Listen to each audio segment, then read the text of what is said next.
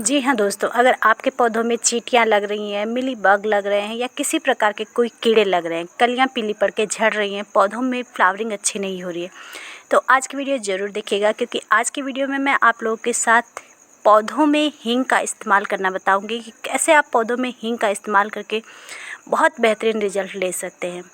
हींग जो होती है हम अधिकतर अपने किचन में इस्तेमाल करते हैं। कई लोग सोच रहे होंगे कि लोग हर चीज़ का इस्तेमाल पौधों पे क्यों कर देते हैं, तो जी हाँ दोस्तों, जितना इस्तेमाल हम अपने किचन में हींग का करते हैं और जितना बेनिफिट हमें मिलता है उससे कहीं ज़्यादा बेनिफिट आपको अगर अपने पौधों पे मिलेगा।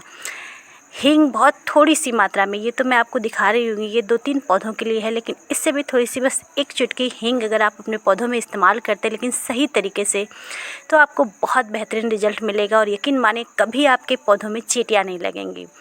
अधिकतर होता यूँ है कि गर्मी के दिनों में हम कितने भी पौधों की देखभाल कर लें, पौधों में चींटियाँ लग जाती हैं। उसका कारण ये होता है कि गर्मी के दिनों में हम पौधों में लगातार वाटरिंग वगैरह करते हैं, जिससे गमलों की मिट्टी ठंडी रहती है और ठंडी के कारण चींटियाँ जो होती हैं इन पौधों में बहुत ज़्यादा लगती हैं। और जब अधिक मात्रा में चींटियाँ लगती हैं तो हमारे पौधों को ख़राब कर लेते हैं और ये खूबसूरत से फूल जो हैं ये हमारे खिल नहीं पाते हैं।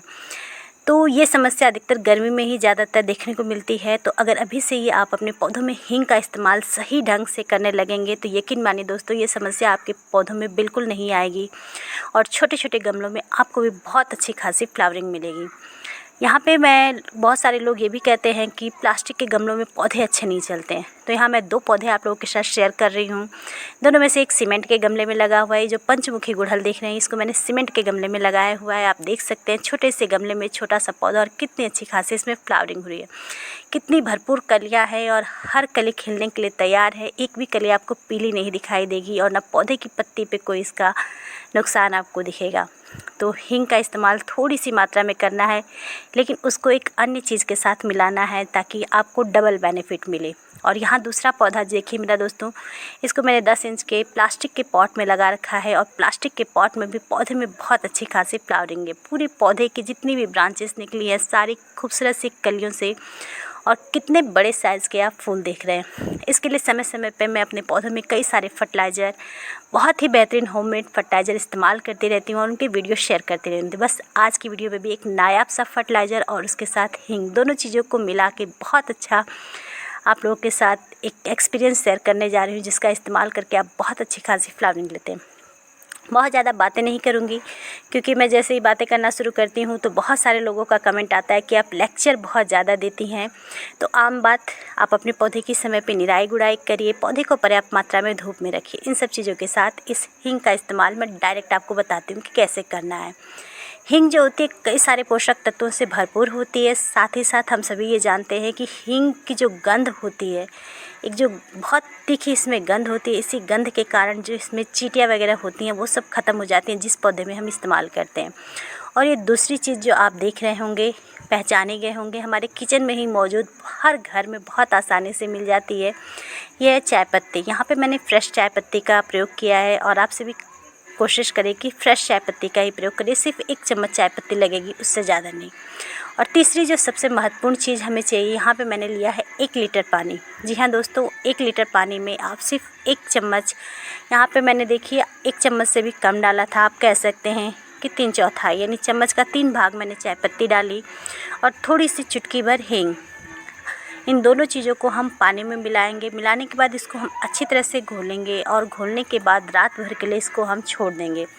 इसको कभी भी आपको तुरंत अप्लाई नहीं करना है, क्योंकि तुरंत अप्लाई करेंगे तो आपको बेनिफिट नहीं मिलेगा, क्योंकि जब तक ये चीज़ें पानी में पूरी तरह से घुल नहीं जाएंगी, घुल के अपना पूरा सत्व उस लिक्विड को या पानी को नहीं दे देंगी, तब तक इसका कोई इफेक्ट नहीं होता। बिना घुले अगर आप इसको पौधे में डाल देंगे तो पौधे की एक ही जगह में ये इकट्ठी रहेंगी और हमें इसका बेनिफिट नहीं मिल पाएगा, क्योंकि विशेष करके हमें चींटियों के लिए इस चीज़ को बना रहे हैं। और दूसरा, ये जो चाय पत्ती है इसमें कई सारे पोषक तत्व, न्यूट्रिशंस होते हैं।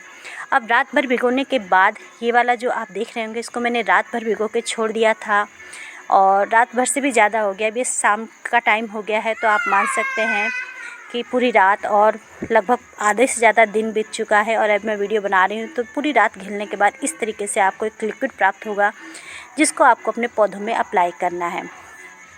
इस लिक्विड को आप चाहें तो अपने पौधों पे स्प्रे भी कर सकते हैं।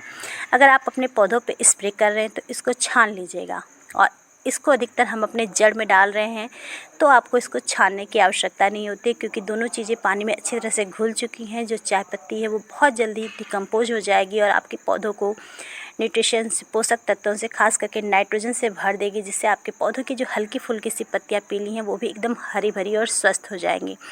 कई सारे पोषक तत्व आपके पौधों को मिलेंगे, जिसमें बहुत अच्छी खासी उसमें फ्लावरिंग होगी।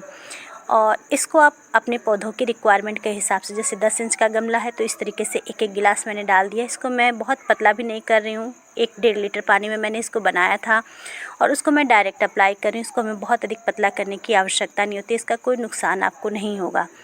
इस तरीके से आप जिस पौधे में इस चीज़ का इस्तेमाल अपने गुड़हल में कर सकते हैं या अन्य कोई दूसरे पौधे जैसे गुलाब वगैरह हैं, तो उसमें भी आप इसका इस्तेमाल कर सकते हैं और उसमें भी आपको बहुत अच्छा खासा बेनिफिट मिलेगा। इससे उसमें फंगस वगैरह नहीं लगेंगे, कोई किसी प्रकार के जो इस समय काले कीड़े लग जाते हैं, जिसको हमारे गाँव की भाषा में लाही वगैरह बोला जाता है, वो सब नहीं लगेंगे। और कई सारे पोषक तत्व तो इन दोनों चीज़ों में है ही, जो हमारे पौधों को बहुत अच्छा खासा बेनिफिट देंगे।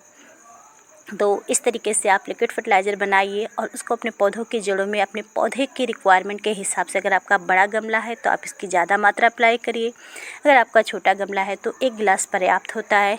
बस इतना अप्लाई करिए। अप्लाई करने के बाद पौधे को पूरे दिन भर के धूप में रखें और इस लिक्विड फर्टिलाइज़र को कोशिश करिए कि आप शाम के समय ही अपने पौधों में अप्लाई करिएगा, क्योंकि शाम के समय जब अप्लाई करेंगे तो पूरे रात ये पौधा इस चीज़ को एब्जॉर्ब करेगा, सूखेगा और बहुत अच्छा आपको बेनिफिट मिलेगा। आप देखेंगे इसको अप्लाई करने के बाद आपके पौधों में किसी प्रकार के कोई कीड़े की समस्या नहीं है। यहाँ मेरा पौधा आप देख रहे होंगे, पौधे के किसी भाग में आपको कोई कीड़े मकोड़े या मिलीबग कुछ भी दिखाई नहीं देंगे। होता यूँ है कि अक्सर लोगों के समय जैसे ही फ्लावरिंग होती है पौधों में आपको छोटे छोटे मिलीबग्स, काले कीड़े दिखाई देंगे, लेकिन मेरे पौधे के किसी भी कोने में आप चले जाइए, सिर्फ कलियाँ और खूबसूरत से फूल आपको दिखाई देंगे। किसी प्रकार की कोई समस्या नहीं दिखाई देगी, ना ही एक भी कली पीली पड़ रही है, ना ही पत्तियों पीली पड़ रही हैं, ना ही पौधे में किसी प्रकार का मिलीबग है। इसके लिए आप हर 15 दिन में इस हींग और चाय पत्ते की पानी को अपने पौधों में अप्लाई कर सकते हैं।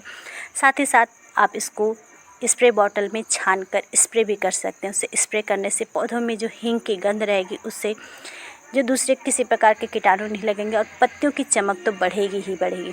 तो दोस्तों ये छोटी सी वीडियो थी जो मैंने आप लोगों के साथ शेयर किया।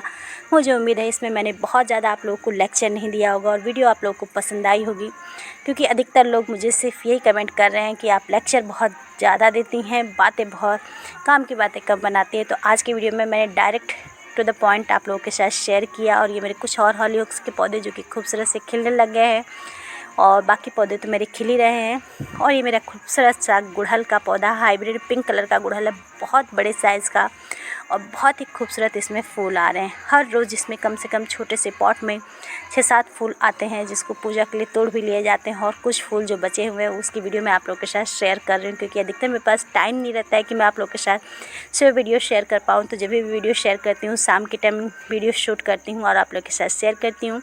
तो इस छोटी सी चीज़ को अपने पौधों में अप्लाई करिए, आप देखेंगे आपको बहुत बेहतरीन रिजल्ट मिलेगा और आपका पूरा पौधा जो है खूबसूरत से फूलों से और कलियों से भर जाएगा। और छोटे छोटे गमलों में भी आप इतनी बेहतरीन, इतने बड़े बड़े साइज़ के फूल ले सकते हैं।